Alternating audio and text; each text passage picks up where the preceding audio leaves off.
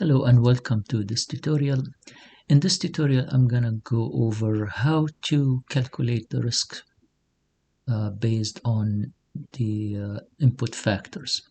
Just to remind everyone what I mean by that, if we go to the slides of the lecture, you'll see that to calculate the risk, determine the risk at the end here, the organization has to go through a process of identifying the threats, identifying the vulnerabilities, and then determining the likelihood of the threat happening by looking at these two factors, identifying the threats or the threats and likelihood and vulnerabilities, and then based on that we can also include the impact, and finally we get the risk.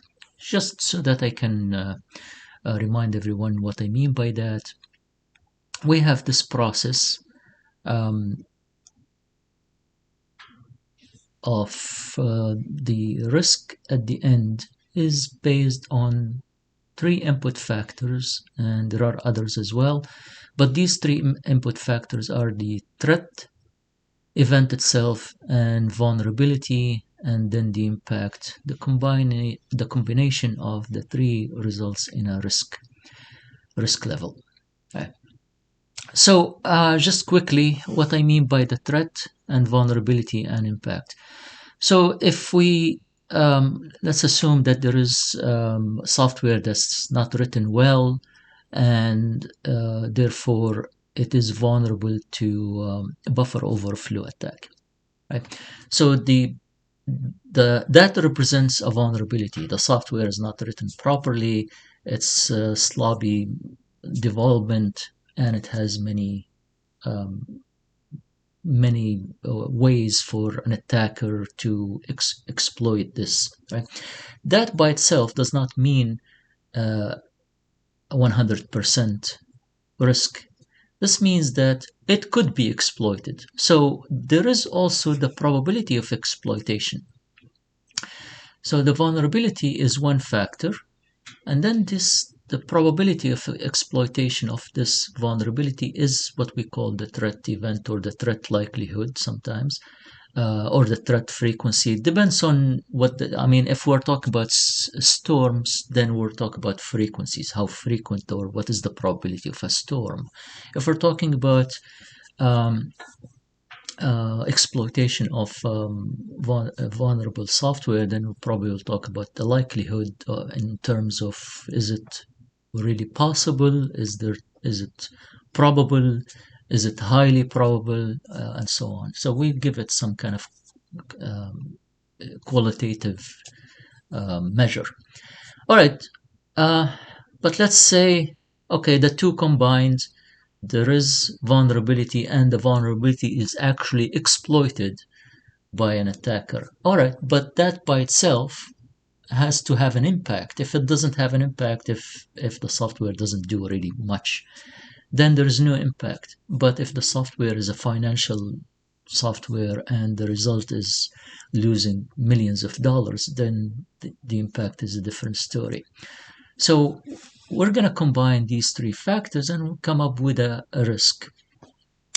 Now, there are many ways. We talked about qualitative approaches. Qualitative approaches in the risk model here rely on descriptions or descriptors rather than precise numbers. So the threat here can be rare, unlikely, possible, likely, or frequent, or it could be something like very low, moderate. So the part of what the organization needs to do is to decide on what these descriptions are, or sometimes they assign them numbers from 1 to 5, for example. Vulnerability is the same thing. We rely on descriptions, or we call it ratings. And again, it depends on what the organization is talking about, right? So in this case, we have very low, moderate. The combination between the two is what we call here the vulnerability and the threat event, they result in a likelihood of occurrence, right, of the event, what we mean. So this is not a normal multiplication. This is just we need to use tables to do this. So this is what we're going to do in this tutorial, look at some tables. The likelihood that comes out of this triangle here is combined with another table with the impact.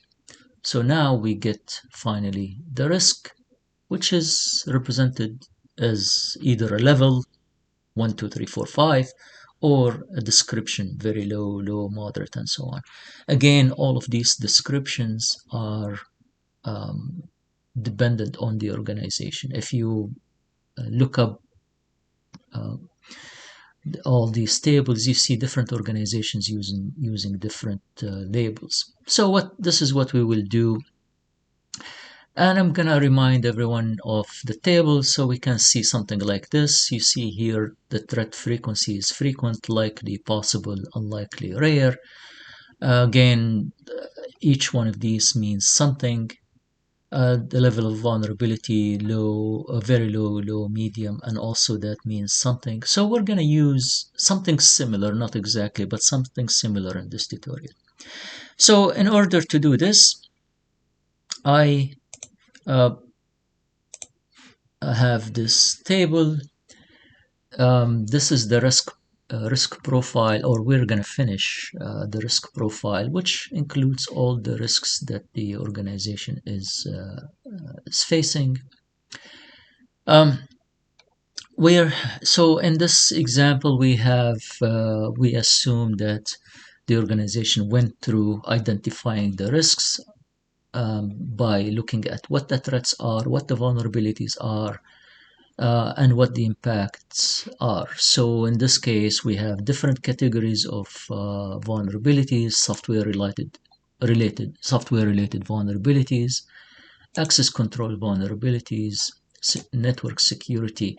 And this is just an example. You don't have to really look into it in deeply or in deep detail. We are just looking at how we combine the vulnerability, threat rating, and impact so that eventually we will end up with a risk value.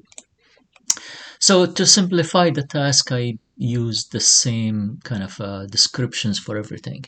So for vulnerability rating, we have from very low to high, very low, low, moderate, high, and very high. And I use the same descriptions for the threat rating, so we'll use the same descriptions. And what we will do here is to use the tables to combine the vulnerability rating with the threat rating and come up with the likelihood. And then we combine the impact and the likelihood to come up with the risk. Right? And then after that, we'll see how we look at representation of this risk in different tables, including heat maps, for example. So what we will do here, rely on these tables. So the tables here, we have a table that combines the threat occurrence with the vulnerability, and the results will be the likelihood of occurrence, right? Or likelihood for short.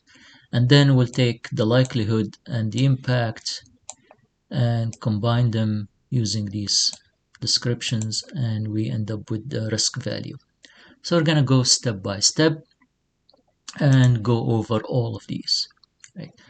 So in order, instead of going back and forth between the table and the risk profile, I'm just going to have a copy of the tables close to me here, and then we'll go over each one of these columns, rows in the likelihood column.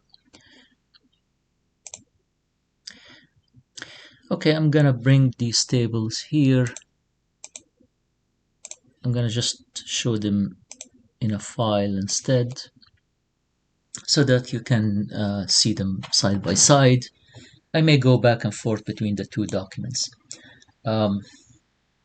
But we're going to focus initially on these columns, the vulnerability rating and the threat. I may just highlight them. Okay, so if I want to find out the likelihood,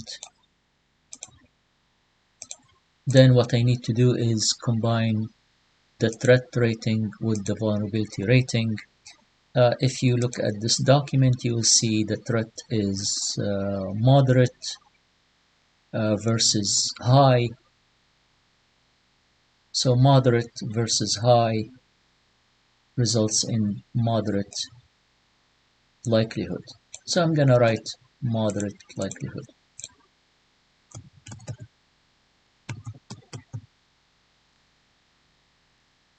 So the second line here, the threat is low and the vulnerability is high. In this case, if I read the details, there is vulnerability description is the lack of patch management, and the organization decided that they have a high vulnerability. We're not gonna discuss why this is their judgment, right? And but the threat itself, the probability of the threat is low. The threat is the exploitation of this vulnerability, but they consider it a low. So if I combine the low and the high, the low threat and the high vulnerability, I'll end up with moderate as well. So both of them are moderate. If you look at moderate and high, we did it before, so it's the same, moderate.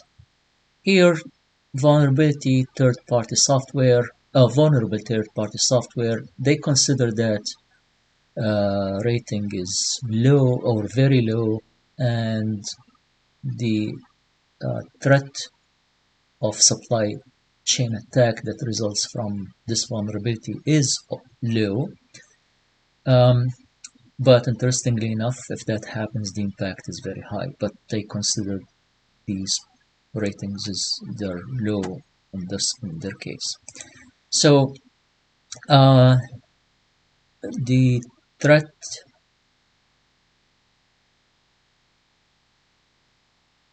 is low, and the vulnerability is very low. The threat is low, actually, I should say, and vulnerability. So the outcome is very low.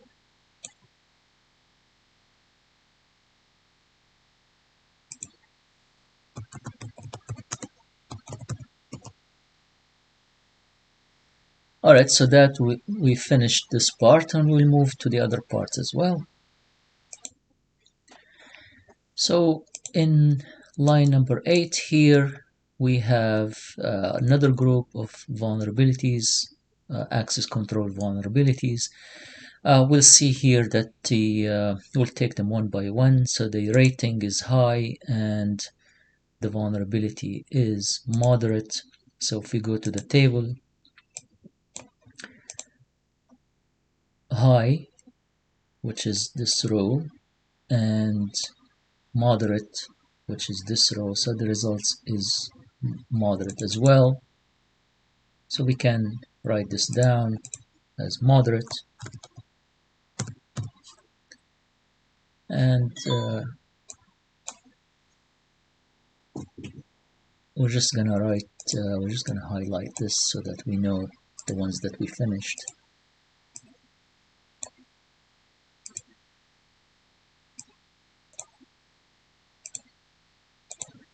Okay, if just to speed up things, notice that this is high and moderate and results in moderate. This is also high and moderate, so it will result in the same thing. And let's look at moderate and moderate, these two. So the threat is moderate here and the vulnerability is moderate. Both of them are moderate, so the result is moderate as well. And now this part, which is unauthorized hardware, the threat is low and the vulnerability is moderate. So the threat is low and vulnerability is moderate, so the result is low. The likelihood is low.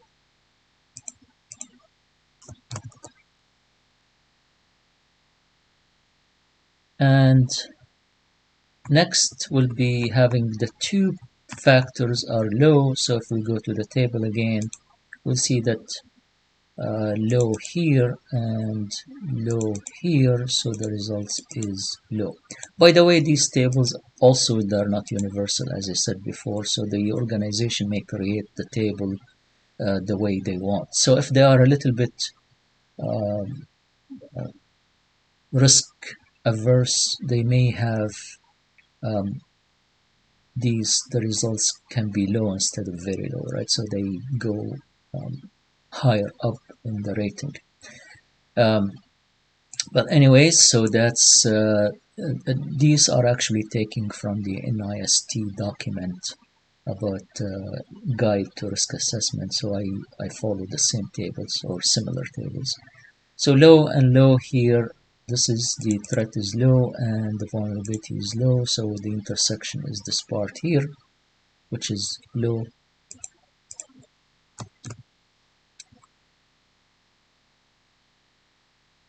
And next is moderate and low.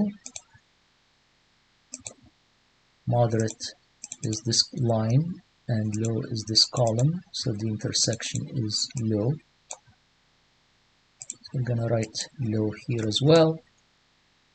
And finally in this group is low and low, which we saw before. Right. So I think by now you know that when you look at the combination, you look at the tables, even if you see the tables represented by numbers, so instead of moderate and high, you see numbers, that still means that you have to go to the table and combine them.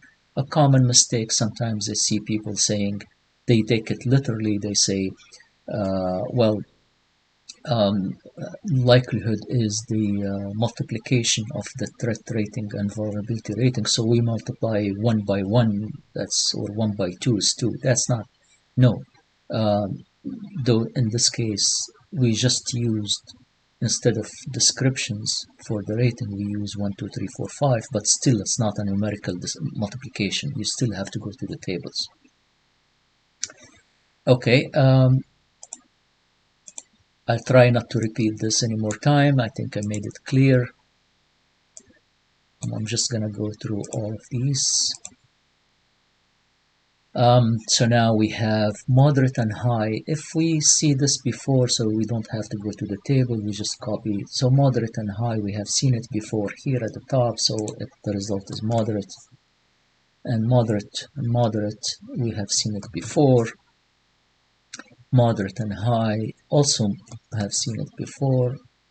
And now the reverse is, this is high and this is moderate, so we have seen this also at this line, and the result is moderate. So we have a lot of moderate things here, and very high and low. Very high and low, we have not seen it before, so we're going to go to the table and see what the result is. So in this case, the threat is low and the vulnerability is high. The threat is low and the vulnerability is high, so the intersection is also moderate. Okay.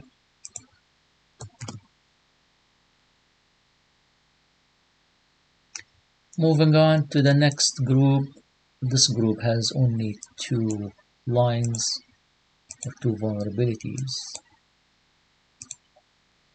So low and moderate, I think we have seen this before, which is in this line. The result is low, so we're going to copy this. And low and low, we have seen it also. The result is low.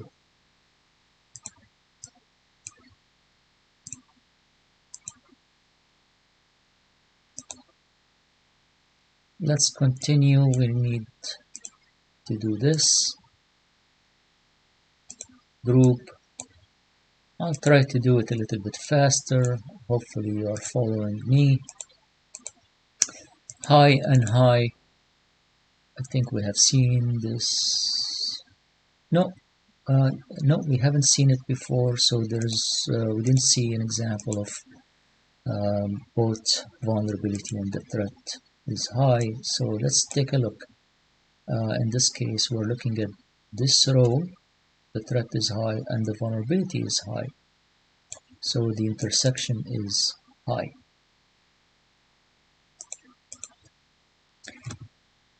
And I want to say, if for any reason I make a mistake, just follow me with the correct answer. Don't worry about my mistake here.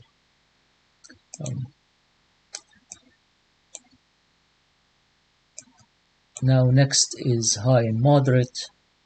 So the threat is moderate and the vulnerability is high, so this is moderate. I think we have seen this before. High and very high. Did we see this before? Maybe not.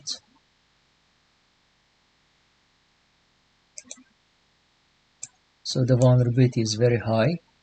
We can start by looking at the column. I'm just used to looking at the rows first, but you can just look at the column. So very high. And the threat is high, so the intersection between them is actually very high here. So this is probably the first time we see very high in this column.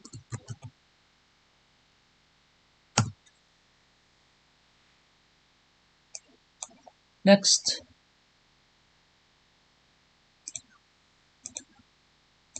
I'm going to continue highlighting these just so that we keep track of our progress.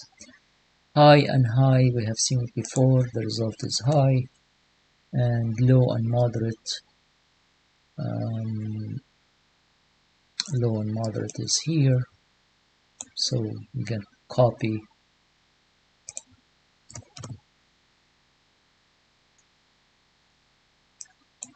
and our next group.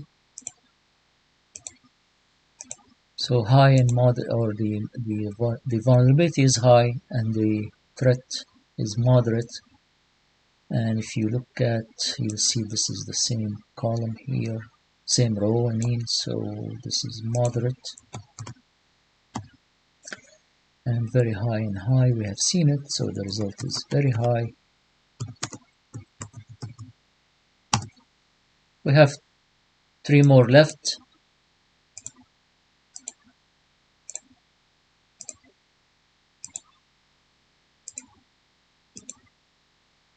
So low and low, the result is low from the top here. We can of course go back to the tables, right? But just because we did it before, we don't have to go back to the tables. We know what the result is. Saves us some time and hopefully reduces the possibility of making an error.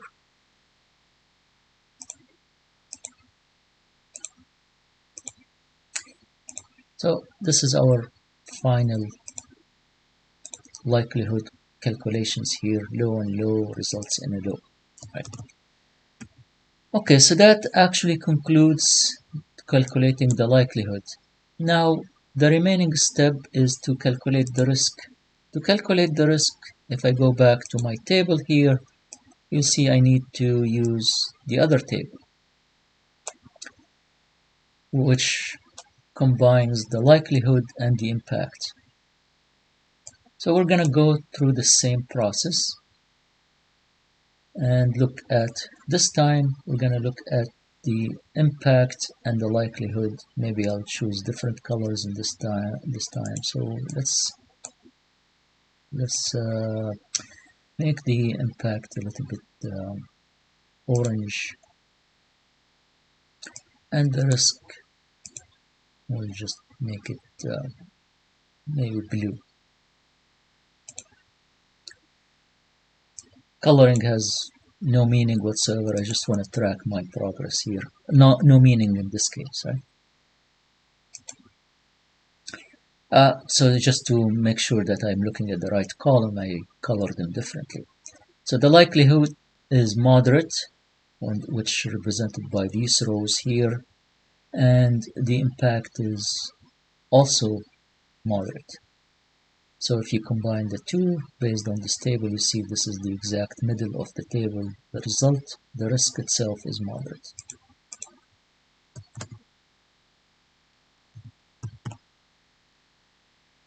Now let's go back, look at likelihood is moderate and the impact is high. Moderate, go all the way to the high column, and the result is also moderate. The next one is the same. Then we have a likelihood is very low and the impact is very high. So very low is the likelihood, and we'll go to the impact is very high. The result is the risk is low. What it means in this case, well, we have very low probability if I use the language of probabilities, right? Which is quantitative rather than qualitative. So the risk of something bad happening is very low, and the impact high. But if you multiply numerically very low probability of something bad happening multiplied by uh, very high impact, the result is still low, right? And we looked from the probability lessons. If you go back to the probability lessons, let's say there is 1 in 1,000 chance of an attack happen, and the result of that attack is a loss of $1 million. So one way to look at the average um, loss is one in 1,000 multiplied by a million. So what you get? You get 1,000 loss. So this is how you calculate the impact numerically using probabilities. Here we're doing similar things but using qualitative uh, metrics instead of numbers. All right, let's move on.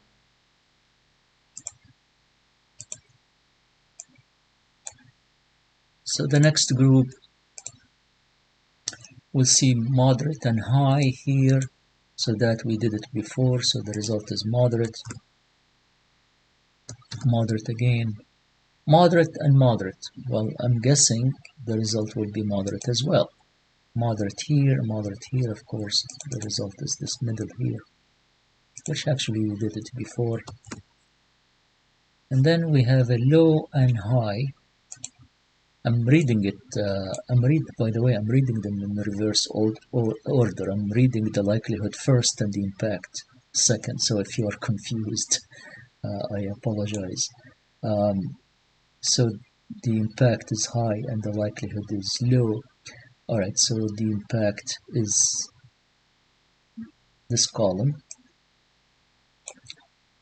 and the likelihood is low, just this column. So if you look at the intersection, you will see that the intersection here is low, right? So the risk is low,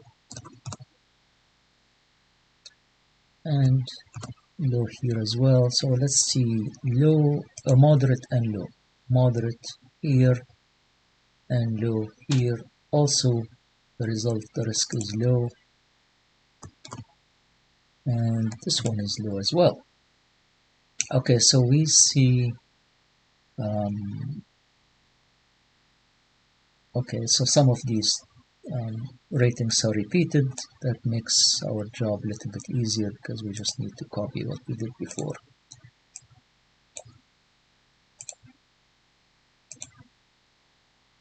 Moderate and or high and moderate, reading from left to right. Right, a high and moderate is risk is moderate.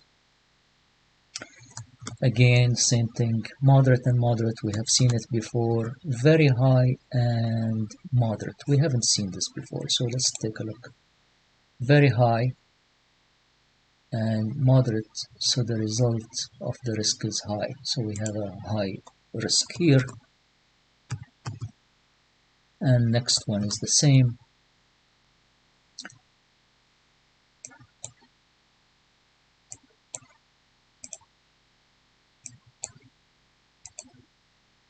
Okay, now we have a moderate likelihood and low impact. So the moderate, we haven't seen this before, so let's take a look at the tables. Moderate impact, moderate likelihood, and high impact, and low impact. So it is low here.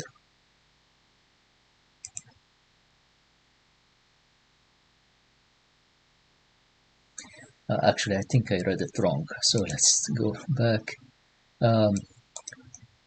I lost my column headings here. So the likelihood is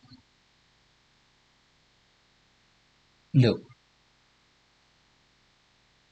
and the impact is moderate, so the combination of the two is low.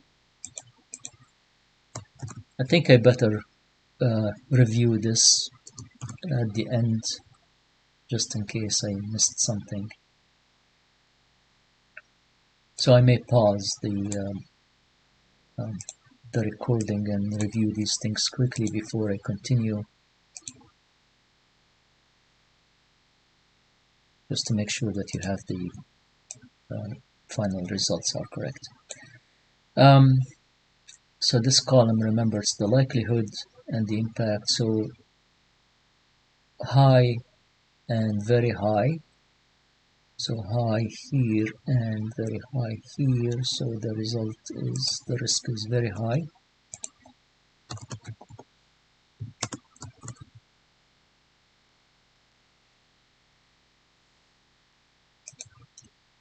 And very high or moderate. The likelihood is moderate, and the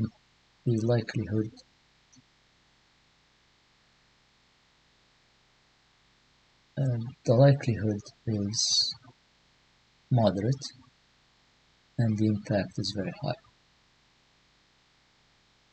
So the result is high. And finally, very high and very high. Something tells me that I'm gonna get very high as well. Yes.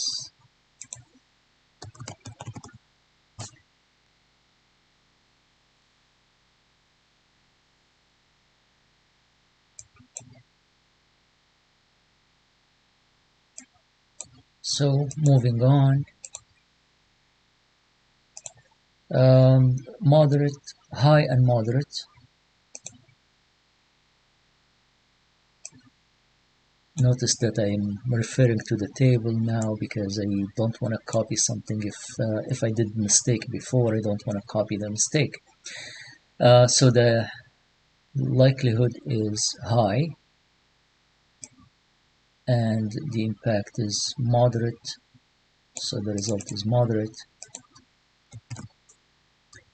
and again, the likelihood is low, and the impact is moderate. So if we go here, it's low.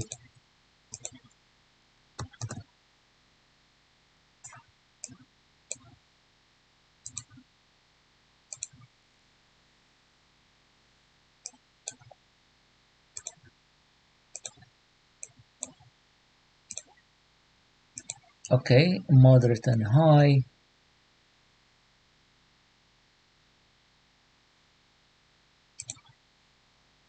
So the likelihood is moderate and the impact is high. So we get moderate risk. And I think this one was very high. So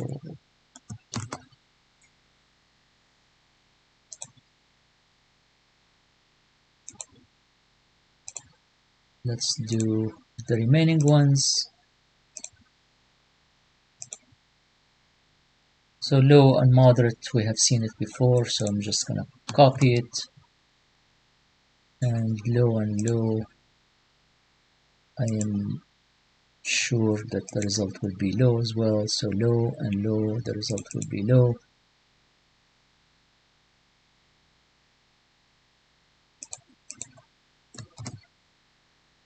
And low and moderate is low. Right. So that concludes the risk calculations. I'm just gonna pause for a few minutes here, make sure that I didn't make any mistakes, and then I'll continue the recording.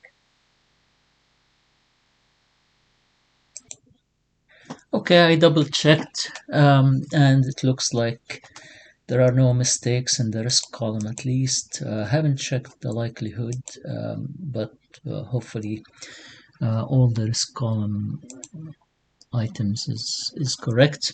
So now this is called the risk profile, right? And the organization now that it has the complete list of risks involved. And starting from this point, it can go and to the next step in risk management, which is responding to risk. But as you can see here, there are many risks. I think about 36 of them. And they range from very high to low. There's no very low, so all of them are from very high to low. And so now the organization needs to prioritize the risks in order to respond to them. So one way is to say, okay, I'm gonna go and arrange this based on what is the highest risk.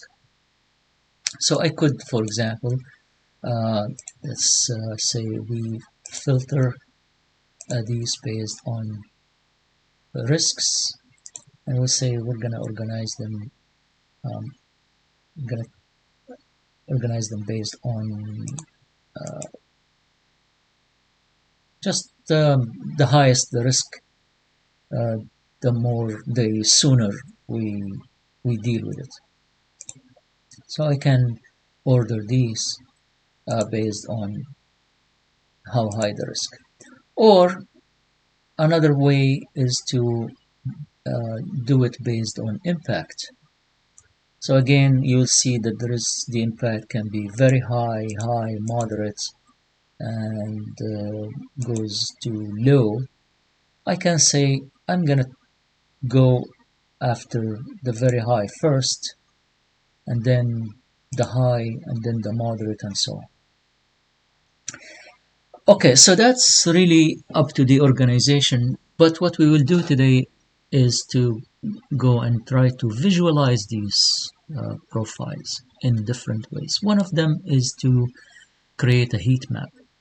So the heat map um, is a way to visualize these so that we can get a visual idea, quick idea on um, what are the risks involved.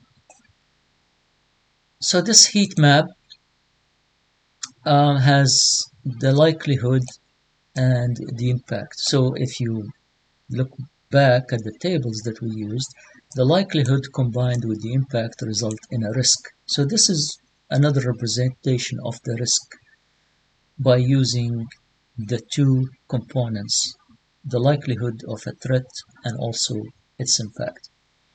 Um, but instead of having 4 levels of risk, we have 3 levels. That doesn't mean we cannot have 4 levels. I can maybe, just for sake of example, I can make 5 levels of risks.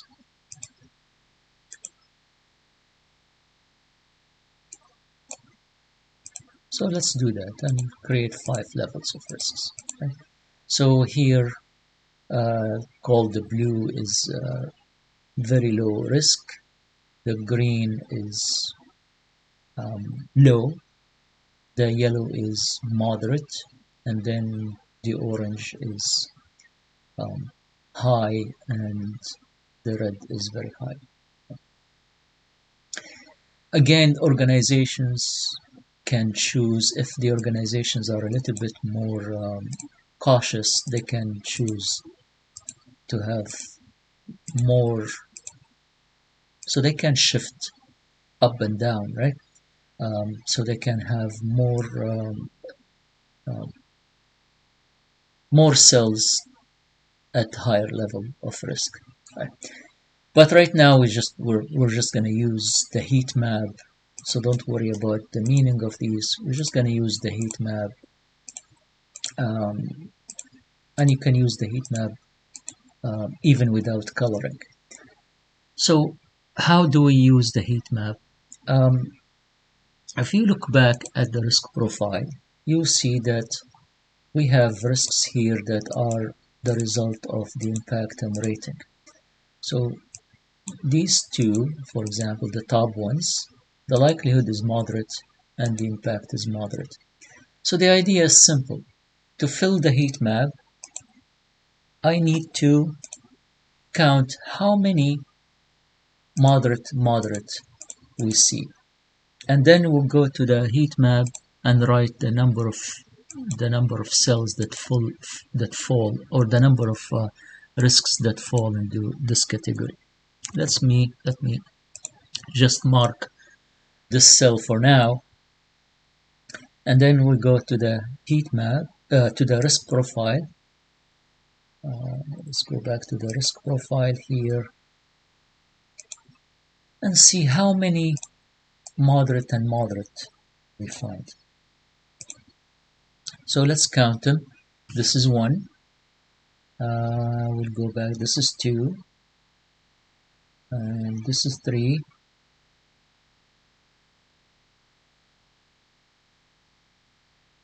Alright, so that's 3 that belong to likelihood moderate, and impact rating is moderate as well. Okay, so I'm just gonna go back to the heat map and write 3 here.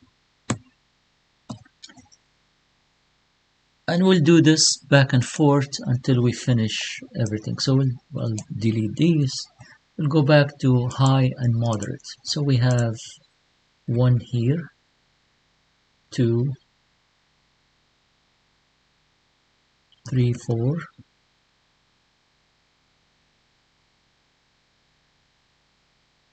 5, 6,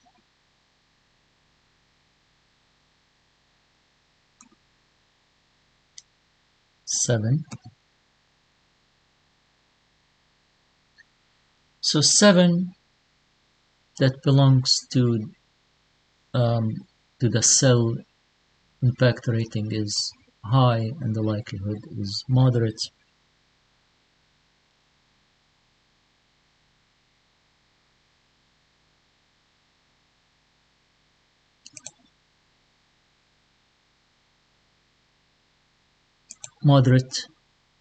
High and moderate. And I said it's 7.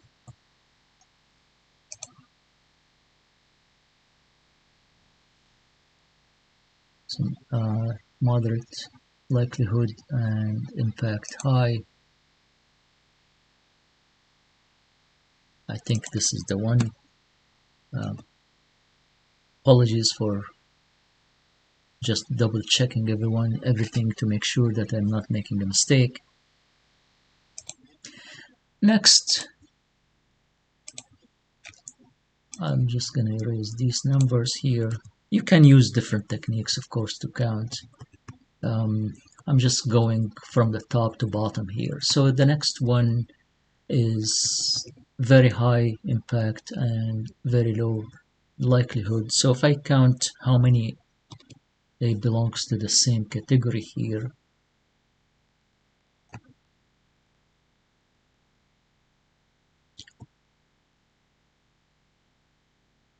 and I'll show you later how to double check. So I think there is only one that belongs to the very high and low.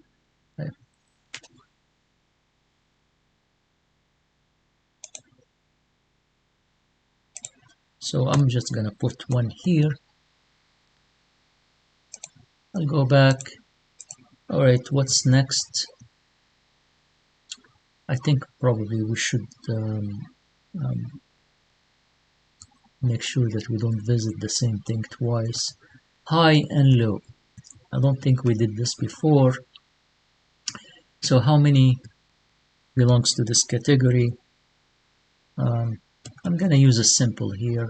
High, low. So all of these belongs to the same category.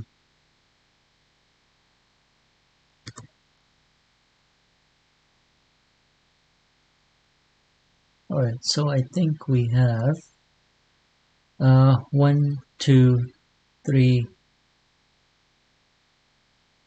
and 4 that belong to the same category where the impact is high and the likelihood is low.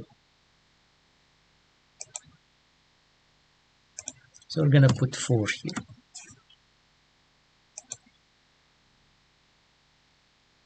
I put these symbols so that I don't revisit the same category again, but you can do whatever.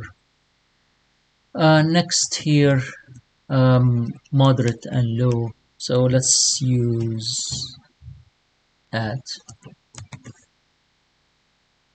moderate and low.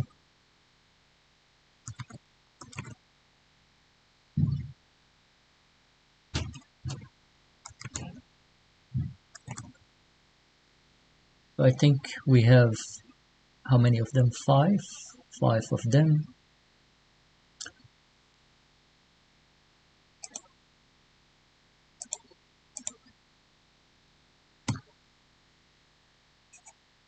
And we'll go down to high and moderate. We did this before, so let's not do it again.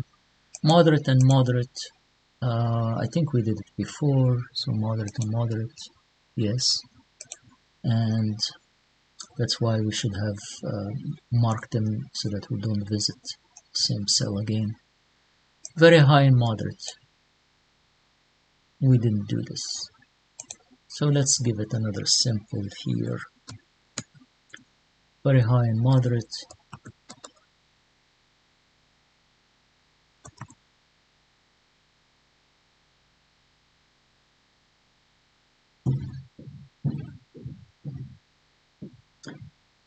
Okay, I believe we have only 3 of them.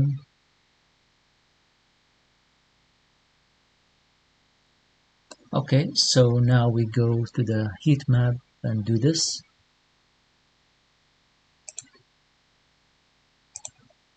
That's 3.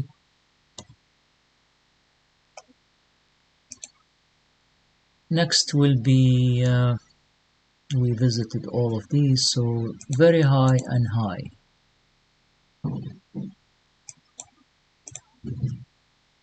Let's do double hash here, so we can very high and high. We have only one.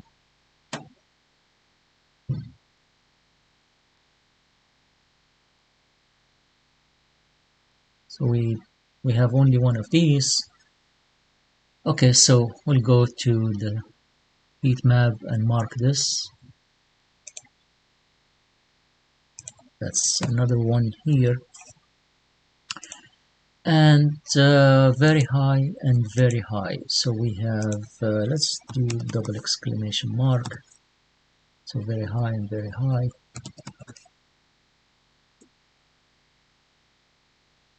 We have only 2 of these, and you see the job gets easier as we go along, down the list.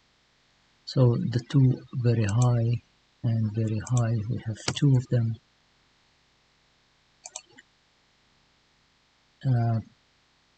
Moderate and high.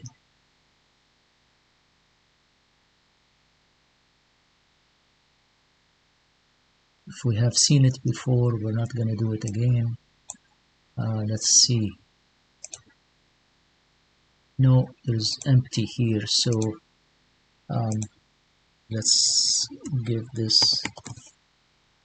double at moderate and high. This is the only one we have here. The only one. Okay, so in this cell, high and moderate, we have only one. And going down, high and moderate. What do we do here? Let's do 3 hash. We don't need these symbols anymore because we don't have a lot left. So there is only one that belongs to the high and moderate.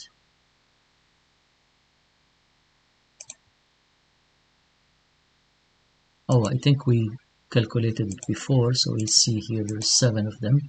All right, so we don't need this.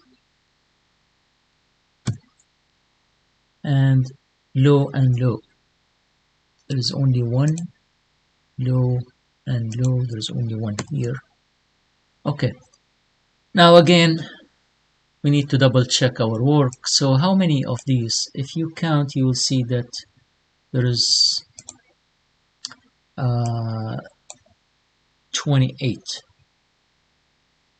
If you count how many, this is 7, this is 11, so that's 18, and another 9 and 1, so another 10, 28, right? Do we have 28 in 28 risks here? Let's count. If I don't have 28, then I must have made a mistake.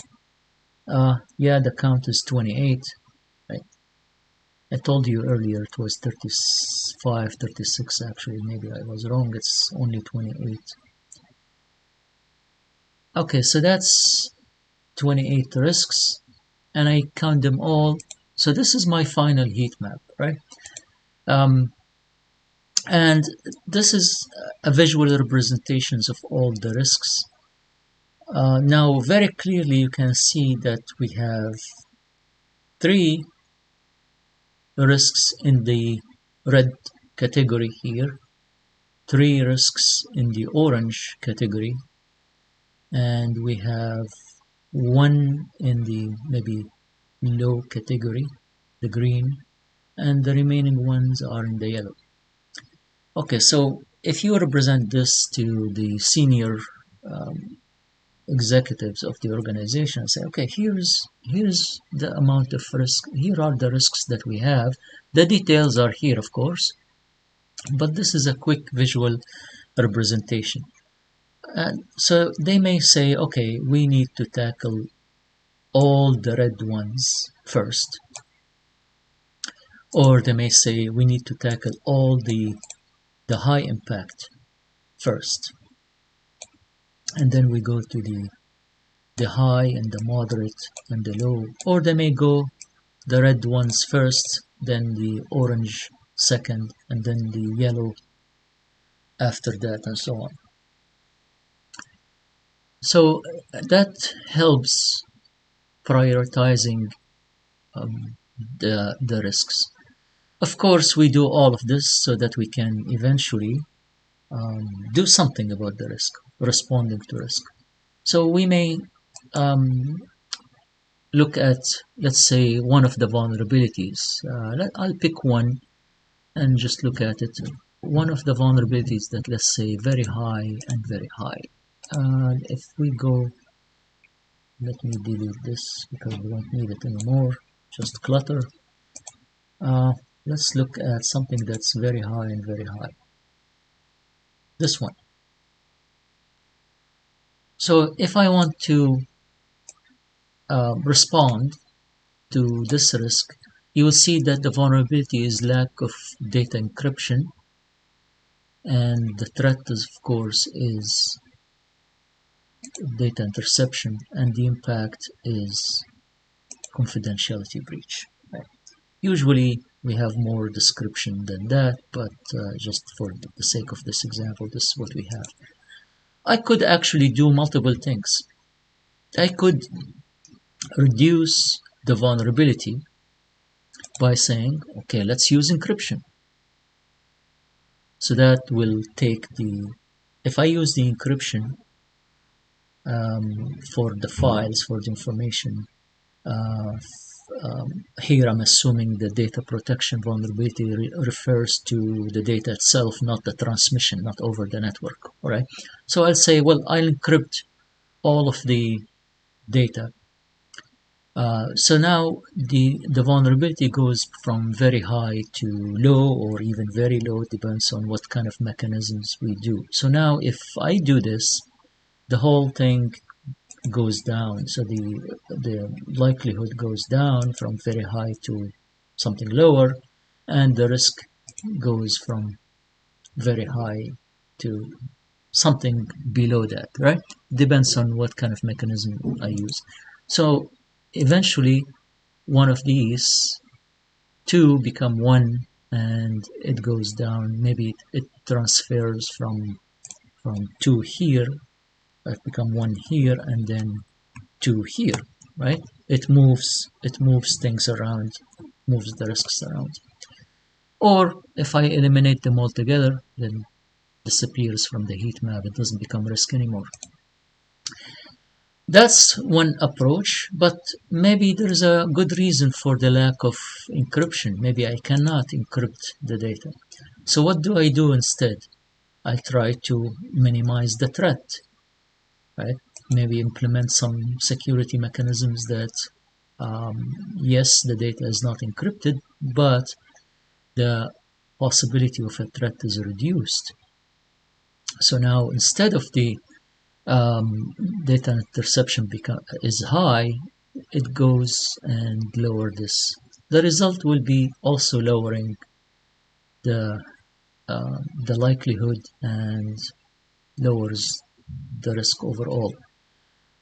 Can I control the impact? Well, maybe not. If there's somebody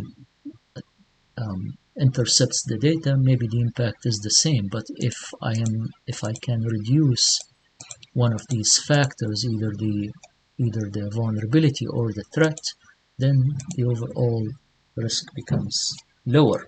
Right? Sometimes, and I mentioned in the lecture about some organizations look at the risks from the threat perspective, or from the vulnerability perspective, or from the impact perspective. So I may actually have mechanisms to lower the impact using insurance, for example. Okay, so if there is a breach, data is compromised, I may reduce the legal exposure by insuring against this, so I can get compensation if somebody sues me. Right? So I may tackle either one of these factors, and the result will be lowering the risk. So this is the risk response, but for this tutorial we have gone through the process of just going over creating the risk table, the risk profile, by going over the factors, combining them using the tables here, and then finally figuring out what the risk is, and then visualizing the risk using a heat map. Alright, so that's it for this tutorial. Thank you for listening, and see you in another one.